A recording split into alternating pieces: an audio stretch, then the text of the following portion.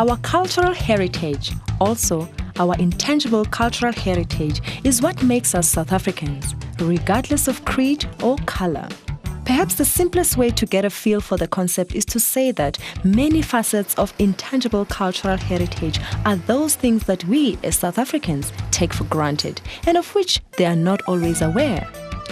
In terms of the 2003 UNESCO Convention on Intangible Cultural Heritage, ICH comprises of the practices, representations, expressions, knowledge, skills, as well as instruments, objects, artifacts, and cultural spaces associated therewith that communities, groups, and in some cases, individuals recognize as part of their cultural heritage.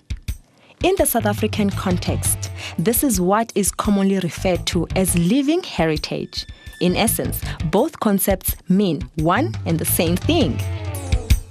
When people think of heritage, what comes to mind are monuments, such as the Women's Monument at the Union Buildings, and timeless monuments such as the pyramids, Zimbabwe ruins, the Great Wall of China, and so on. However, there is another important heritage that predates the gigantic monuments. We are talking about stories, performances, rituals, and events that were precursors to these monuments. Before human beings could build complex infrastructure, they had to know and understand their environment. To a large extent, the construction of physical heritage was an expression and manifestation of deep-seated beliefs and cosmology. South Africa has a rich and diverse intangible or living heritage. These find expression in how we celebrate, mourn, and generally live our lives. When children are born, we celebrate and perform various rituals informed by our cultural background. The same happens when someone dies. And in between those two events, the fabric of our intangible cultural heritage determines the rhythm of our lives. And rhythm is one aspect of living cultural heritage that has become synonymous with Africa.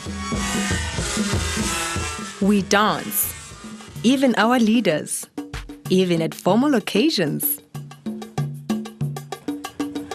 Dance and music, though richly varied according to ethnic groups, is something that all the indigenous people share. Traditional dancing in Africa is still practiced as a basic life form. Song and dance are in fact forms of historical records.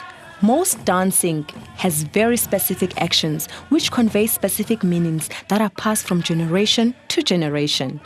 These traditions represent living records of past and present events and culture and equip each new generation with knowledge about important traditions, rituals, and beliefs that are as old as humanity itself. Even modern dance styles, developed in urban areas, influenced by pop and rap, still maintain many of the traditional ethnic dance styles.